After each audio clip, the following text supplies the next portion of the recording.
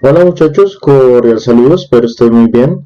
Este video tiene por una parte el objetivo de cerrar el tema de la ilustración, complementando la explicación sobre el desarrollo histórico del pensamiento en Occidente desde el Renacimiento, explicando los diferentes autores mencionados en los talleres y haciendo énfasis en la relación entre pensamiento, técnica y sociedad que pues llevábamos también desde el anterior video. Por otro lado, se hará una síntesis general de lo explicado sobre Kant, también en clase y en los diferentes talleres, para tener una base desde la cual vamos a entender los que hemos mencionado como los filósofos de la sospecha, que por otra parte se podrían considerar el final o el ocaso de la modernidad. Otra vez, muchachos, pues muchas gracias por estar pendientes y por ver el video. Además de eso, también por contestar el taller que está junto a esta clase en el mensaje de la plataforma. Bueno, muchas gracias. Entonces, vamos a comenzar. Reconocerán esta última diapositiva del anterior video en que se muestran las dos grandes corrientes de pensamiento de la modernidad y se relacionan con las que se consideran van a ser sus sucesoras. Ya nos hemos referido a algunos de los pensadores anteriores a Kant y hablado de sus diferentes aportes al proceso de la ilustración y la consolidación pues, del conocimiento y de la razón en general.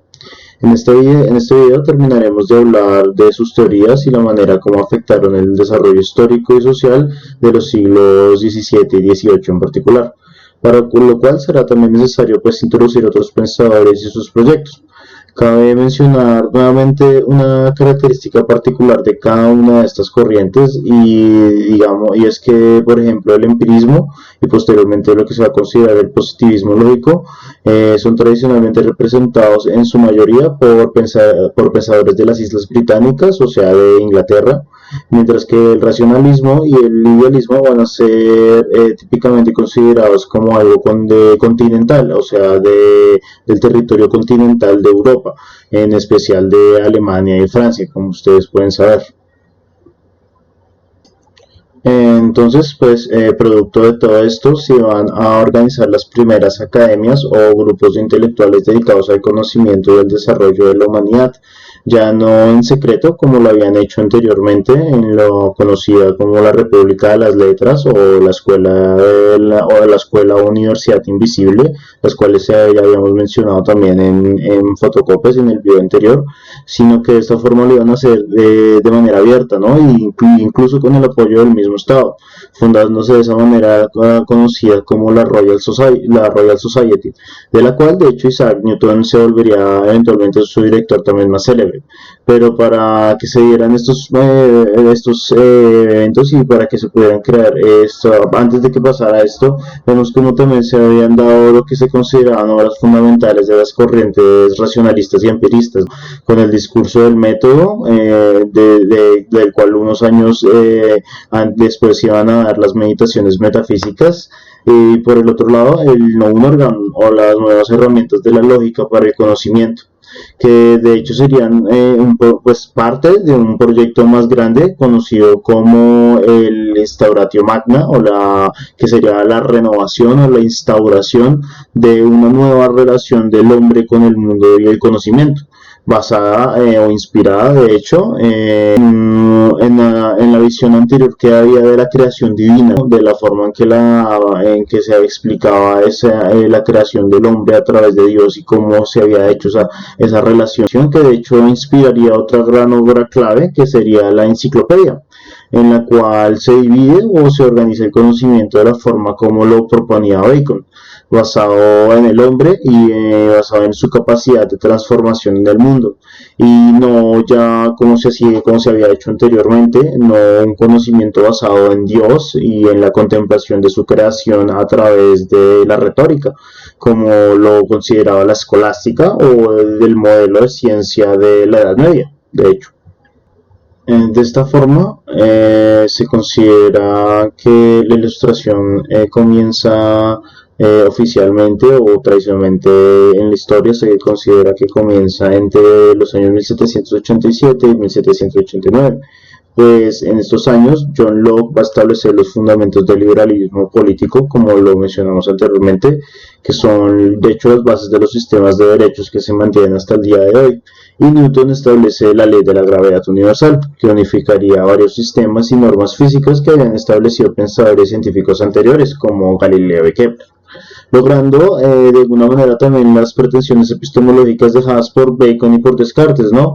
Pues de una u otra manera lograba al fin la gran ley universal que buscaban tanto los empiristas como los racionalistas. Pero además de esto, y aquello que tuvo mayores tal vez consecuencias históricas, por lo menos de forma directa, sería la culminación de la Guerra Civil Inglesa, con la conocida como la Revolución Gloriosa, ¿no?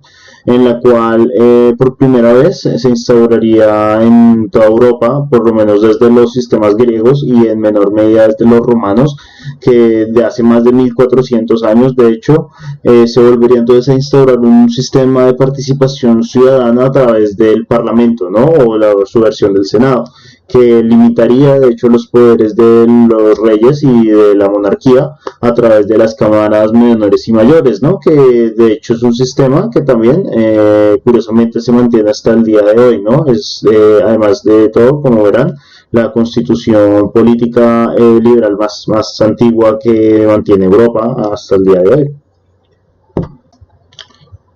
Todo esto también explicará el hecho de que en Inglaterra o en Gran Bretaña sea el primer país en que se desarrollen las leyes del derecho de autor para proteger a estos nuevos pensadores y pues sus inventos.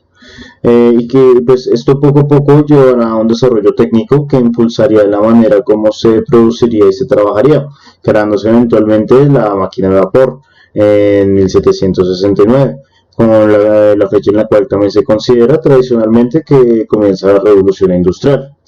Esto junto pues con otros avances también tecnológicos como la lanzadera volante para coser y el carbón mineral sin azufre, que de hecho permitió la producción de altas cantidades de acero sin necesitar de la madera de los limitados bosques pues que habían en las islas británicas, ¿no?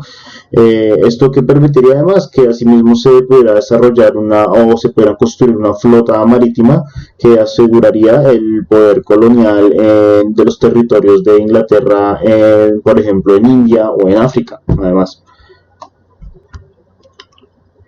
¿Cuáles fueron entonces las consecuencias de este desarrollo técnico y este desarrollo industrial? Ustedes pues, como sabrán, tal vez le habrán mencionado en ciencias sociales que el resultado para la sociedad, por lo menos británica, de este desarrollo intelectual y este desarrollo técnico no fue lo que alguna vez hubiera deseado, por ejemplo, Francis Bacon en su utopía de la Nueva Atlántida que mencionamos también en el video pasado, ¿no? Al contrario, este nuevo desarrollo industrial va a someter al hombre a condiciones miserables de explotación, en vez de servir para su crecimiento y para su prosperidad, como lo imaginaba Bacon. Ahora se verían esclavizados a esas mismas máquinas que ellos crearon, al punto de que incluso un movimiento de varios trabajadores de esta época llamado ludismo intentaron destruir las fábricas y los aparatos en los cuales se veían obligados a trabajar. Literalmente obligados, pues además de pues el progreso social y el progreso académico, también se dieron otros cambios en Inglaterra, ¿no? Como serían, digamos, las primeras leyes del encerramiento de terrenos públicos, sobre lo cual de hecho se referiría después Karl Marx en un ensayo conocido como El robo de leña, en el cual él muestra cómo un derecho natural es retirado por medio o alienado, él diría, por medio de la ley para favorecer a una clase social, que sería la burguesía, ¿no? Que es esta nueva clase social que se forma a través de la riqueza dada por la industria, ¿no? Y de esta manera, ¿qué hacen? Pues crean el crimen, el cual se le acusa a otra persona, pero del cual ella misma no es culpable porque ella solo está haciendo lo que antes era su derecho natural, ¿no? Como dijimos. Pero pues de todo esto hablaremos ya después cuando nos refiramos pues a Karl Marx. Así, este nuevo mundo producto del desarrollo industrial va a ser retratado por escritores como Jonathan Swift y posteriormente Charles Dickens, en el cual van a mostrar una sociedad de costumbres victorianas, dado por la reina Victoria, que reinó en esta época, pero en el cual se mostraban eran modos o costumbres repletas de crueldad, de suciedad y de decadencia tanto moral como física, ¿no? Literalmente. Por ejemplo, en un famoso texto conocido como Una humilde propuesta de Jonathan Swift, en el cual él va a hacer una analogía entre el trabajo infantil, que era muy común en esa época, y era un trabajo igual o peor, de hecho, el que se le daba a los hombres, porque los niños por su tamaño podían de hecho entrar en lugares de las máquinas donde no podían, digamos, entrar los hombres mayores. Entonces él lo que hacía era hacer una analogía a ese trabajo infantil con el uso de niños para ser utilizados como carne para comida, de hecho, literalmente. Y era, también lo hacía era porque en parte no era muy lejano tampoco a la realidad, porque comentaban que muchas de las mamás a veces dejaban a los niños morir o los mataban para poder reclamar parte del dinero de que les daba el Estado por la pérdida, de hecho. Entonces, de una u otra manera valían hasta a veces más muertos para las mismas familias que para ellos, porque de hecho ellos mismos no los podían alimentar tampoco. Entonces, ustedes pues, pueden buscar y lo van a hacer, las condiciones o cómo de hecho fue o el resultado de la vida, por lo menos para el proletariado y para los obreros, de resultado de este, como digo, ¿no? Este nuevo mundo de la edad industrial. Eh, entonces, pues además, obviamente esto era por lo menos la vida de las personas de Inglaterra, ¿no? Esto no tiene en cuenta toda la vida de las personas sometidas en las colonias pues, de esclavos que ahora cada potencia industrial está comenzando a tener pues en todos los lugares del mundo, ¿no? Donde ahora podían llegar gracias a las herramientas de la producción, gracias a las herramientas producidas por la técnica y por la razón, ¿no? En últimas. Pues como les había comentado anteriormente, Inglaterra, ¿no? Inglaterra logró también su potencia o su desarrollo gracias a las colonias que él también, gracias también a esto mismo, pudo tener en lugares como la India y como África, ¿no? Simplemente que ahora, digamos, otros países como Francia, Bélgica, de hecho, y Países Bajos, sobre todo esos países comenzaron a explotar África principalmente. Alemania entró de hecho tarde a esta repartición, pero alcanzó a tomar cierto poder. Todo esto que iba a llevar eventualmente, muchachos, pues la que ustedes ya conocen como la que es la Primera Guerra Mundial, ¿no? La competencia de imperios unos contra otros, que va a despertar por un evento específico que ustedes sabrán, ¿no? Que es el asesinato de Francisco Ferdinando, pues el comienzo de la Primera Guerra Mundial, ¿no? Pero pues esto ya ustedes también lo sabrán y les será historia para otra vez. Por otro lado, ustedes pueden apreciar, o pues es claro, cómo han cambiado también las concepciones o los modelos de la interpretación de lo que es la riqueza y la prosperidad, ¿no? Mientras que, digamos, en la Edad Media el sistema económico estaba basado era en la tierra y en la posesión de la tierra. Poco a poco este sistema se convirtió en uno que pretendía ya no era la obtención de la tierra como tal, sino la acumulación de oro y plata. Esto en este tiempo va también a cambiarse, este modelo, este sistema de pensamiento sobre la riqueza, y será también reemplazado por una nueva concepción de lo que significa por lo menos esto para las naciones. Pues Adam Smith, en un libro con ese nombre, La riqueza de las naciones, va a describir cómo la competencia de bienes de calidad basados en la división del trabajo o en su configuración o en su sistematización es de hecho lo que produce la mayor cantidad de dinero o de riqueza a un país o a una nación. No es un tesoro de oro y plata quieto en una bóveda como lo deseaban de hecho los metalistas, aquellos que mencionamos anteriormente, sino que la riqueza, la verdadera riqueza era la producción constante de la sociedad, basada de hecho entonces en la iniciativa y en la producción de la gente misma, y no basado en los mismos estados que antes eran de hecho el centro o la base económica de los modelos anteriores. Era el propio estado aquel que se debía encargar de una u otra manera también de mover la economía. Con este nuevo sistema se considera que al revés, el Estado debe perder todo papel de regulación y se debe liberar el mercado para Entonces, que por eso es que pues Adam Smith va a considerar que la ley de la demanda y de la oferta son las únicas dos fuerzas que deberían pues regir el mercado, en lo que se considera o lo que él llama la mano invisible, que se encargaría de una u otra manera pues de regular los valores o los precios basados en la competencia de los bienes en un mercado pues que cada vez es más, o sería incluso en esa época, global, de hecho.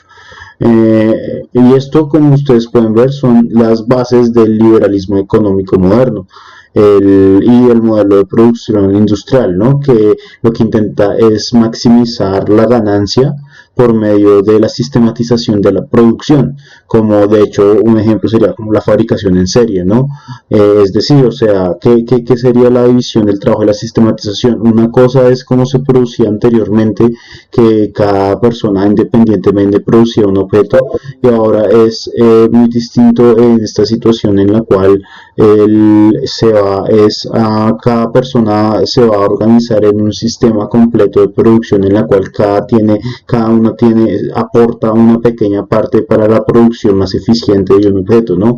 En parte esto es en parte también lo que habla Adam Smith, ¿no? Entonces es esta producción, esta iniciativa de la gente de esta organización y el mantenimiento de esta producción la que en últimas genera las riquezas, porque son las que mantienen aquellos productos que se van a vender de mejor manera por ser de mejor calidad y se van a ofrecer pues mejor en un ambiente en el cual pues va a haber mayor oferta de estos bienes por ser de mejor calidad, por eso mismo, ¿no? Entonces, pues este sería el modelo del sistema capitalista industrial de Adam Smith, ¿no?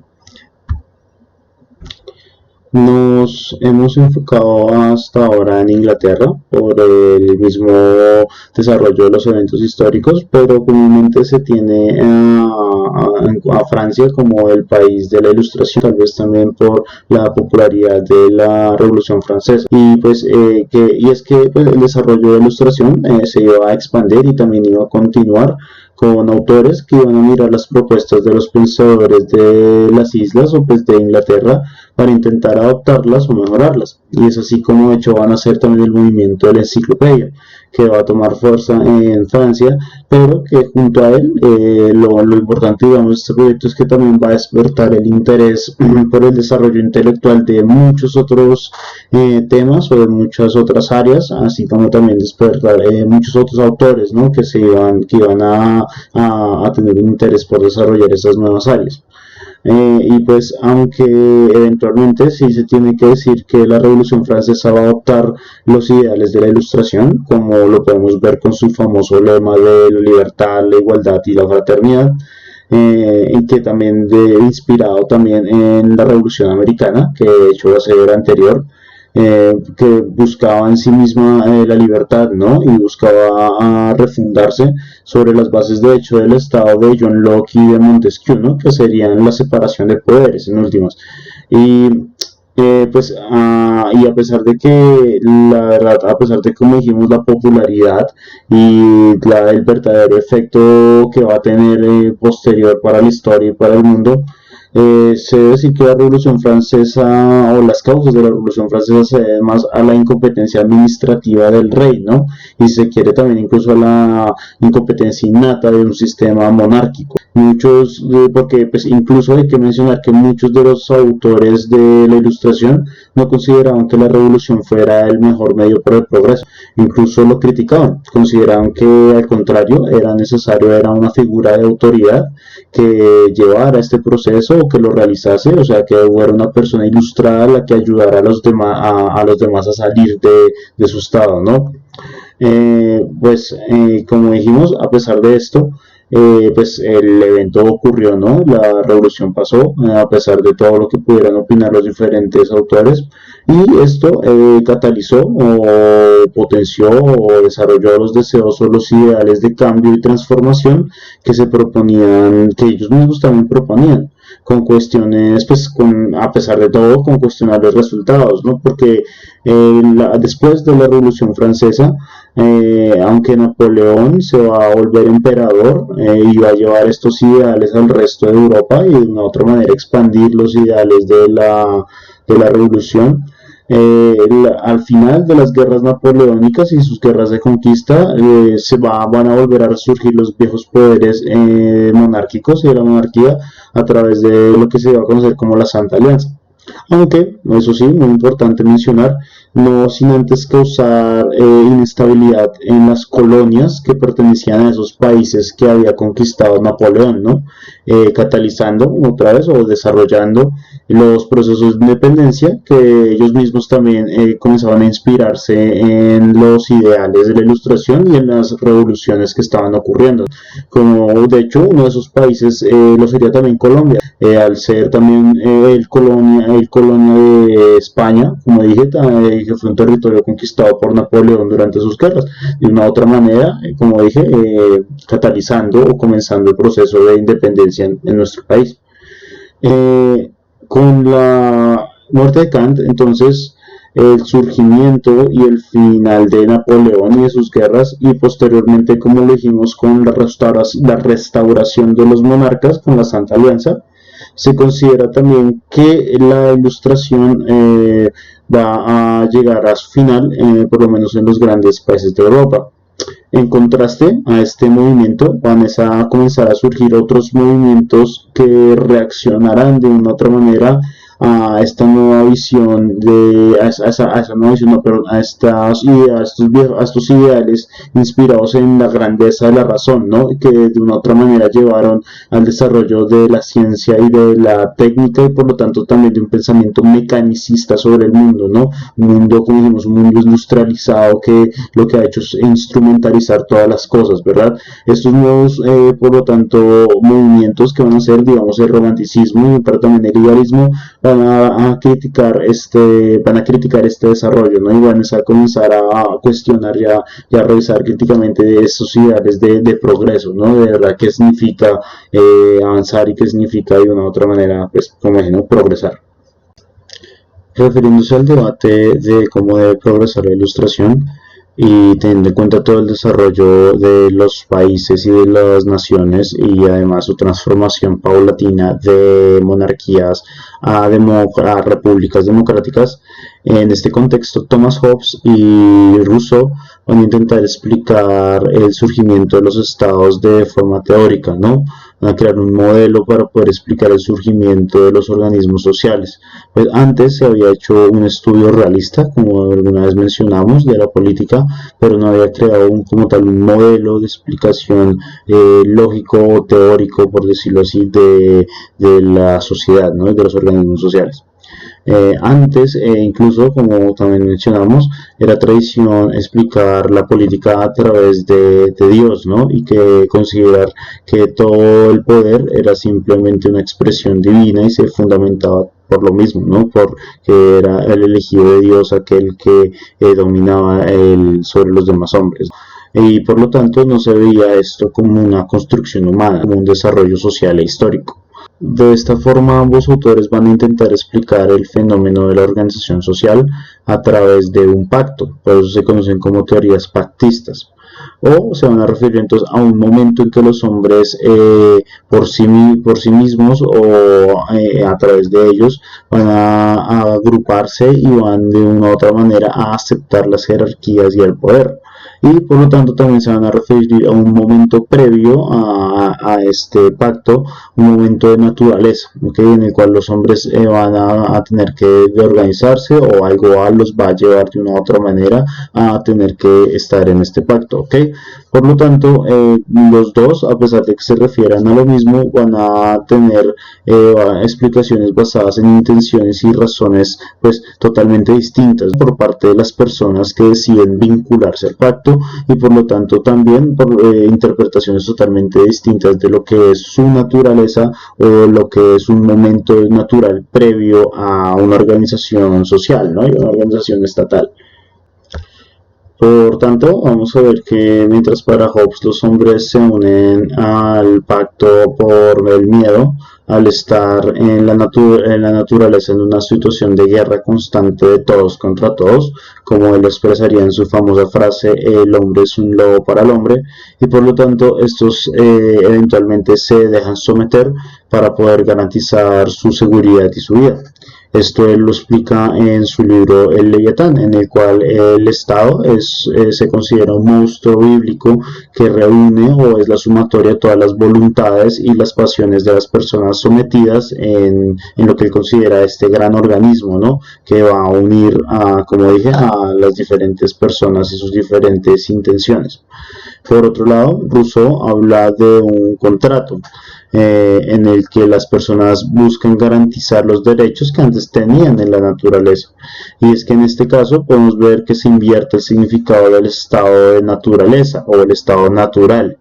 Mientras para uno este representa un estado de miedo y de muerte, para el otro es un estado de perfección, de hecho, que con el que se ve interrumpido es por la propiedad privada y por el mismo Estado, que al final pues permite también de que cada persona pueda tener lo suyo y se le pueda garantizar de una u otra manera su propiedad, pero que también al hacerlo de una u otra manera legitima la desigualdad de los que habían tomado de los otros en primer lugar, ¿no? Siendo por tanto famosa su frase, el hombre nace bueno, pero la sociedad lo corrompe, ¿no? Dejando por lo tanto un debate en la forma en cómo el Estado de verdad representa la voluntad de todos los involucrados, ¿no? Y la manera en que en últimas puede legitimarse y la manera, pues eso, o sea, como la voluntad de todos de una u otra manera legitima al Estado y cómo ese Estado se legitima sobre cada una de las personas basada en esa supuesta voluntad general, ¿no?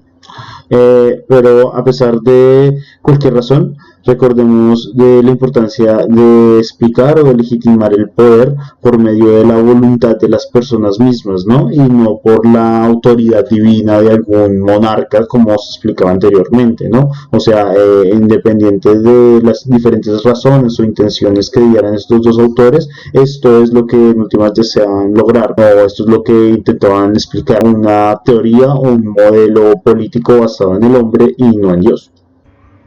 Para terminar, nos referiremos al movimiento de la Ilustración en Alemania, que se considera que se desarrolló posteriormente al movimiento de la Ilustración en Inglaterra o en Francia, y que va a tener unas características particulares, y que va a tener como va a hacer que su máximo exponente sea Immanuel Kant, como ya también lo conocemos.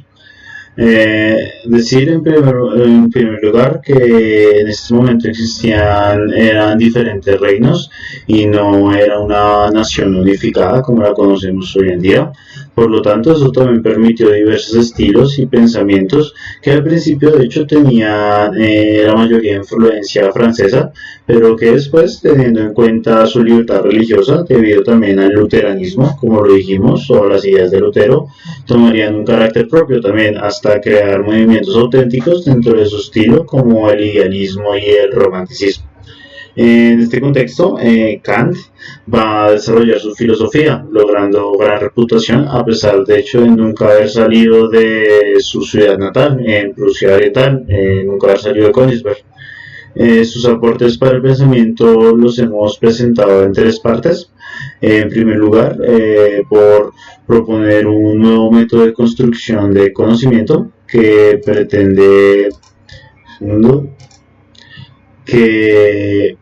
pretende resolver el dilema entre racionalismo y empirismo, ¿no? Buscando al mismo tiempo los límites de todo conocimiento posible en lo que él llama la crítica trascendental, donde se explicarán por tanto las posibilidades de creación de juicios sintéticos a priori, ¿no? Que ya hemos explicado también anteriormente. En segundo lugar, teniendo en cuenta los límites de la certeza impuestos por la razón, se analizan los conceptos de la voluntad práctica, los cuales se considera que son necesarios para la voluntad misma, pero no nos dan seguridad en términos de nuestras acciones para determinar lo que es el bien, ¿no? Para esto, él establece que se debe seguir la razón a través de lo que explicamos también que él iba a llamar el imperativo categórico, ¿no? Por lo tanto, él consideraría que el deber por la razón sería la única fuente de ética y de moral, ¿no? Rechazando cualquier tipo de felicidad o de placer, como eran de hecho la base de los modelos éticos anteriores a él, ¿no? Modelos que se consideran hedonistas. El nombre específico sería de un modelo deontológico, ¿no? Más. En tercer lugar, y para cerrar, en términos políticos, Kant propuso de alguna manera basado, pues obviamente también basado también en lo que habían dicho pensadores anteriores como Montesquieu y Locke, basado también en la división de los poderes, el reconocimiento de los derechos y en el voto a las personas. Además de esto, él propuso también de una manera el modelo de la política internacional de la actualidad, ¿no? En que un organismo entre dos naciones puede mediar entre sus conflictos, teniendo en cuenta el desarrollo también del comercio entre las mismas naciones, ¿no? Pues a pesar también de que él tenía de una otra manera una buena estima por Federico el Grande, que al cual recordemos que él considera que es aquel que permitió la ilustración por lo menos en Prusia, en su país, por decirlo así. También considera que la verdadera ilustración solo se logra con el pensamiento libre de los hombres, ¿no? Y no por medio de un gran movimiento, de una revolución, o también al mismo tiempo de un gran hombre que necesariamente los guíe, ¿no? Él considera que debe haber más una libertad, que nosotros hemos visto que debe ser una libertad en términos privados, ¿no? Obviamente, pero también la libertad pública, con ciertos límites o con ciertas, como vemos también, como él dice, con ciertos límites o con ciertas circunstancias establecidas, ¿no? Entonces, pues esto es más o menos, muchachos, lo que hemos dicho sobre Kant. Ya les queda a ustedes en el taller pues coger cada parte y explicarla mejor también con respecto a lo que nosotros hemos dicho anteriormente, ¿no? Y pues también basado en este esquema que me parece que reúne muy bien varias de las partes de su filosofía, ¿no? Entonces, muchachos, pues de hecho con esto acabamos este video. De nuevo, muchas gracias por verlo. Por favor, otra vez contesten el taller que está en la plataforma junto al link de la clase. Un cordial saludo, espero de verdad estén muy bien y pues hasta la próxima. Bueno, por favor dejen un like para ayudar a un aproximado de visitas y de asistencia. De nuevo, pues otra vez muchas gracias y hasta luego. Estén muy bien.